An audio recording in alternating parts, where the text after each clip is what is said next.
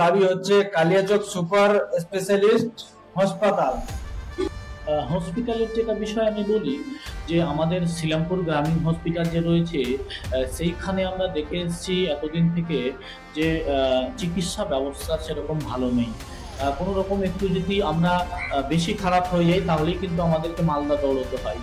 সামান্য বীরনগরে আমি দেখি যে সেইখানে আপনি অসুস্থ হয়ে গেলে 1 সপ্তাহ অ্যাডমিশনের ব্যবস্থা করা আছে এবং অ্যাডমিশন স্লিপ পর্যন্ত আপনি পাবেন।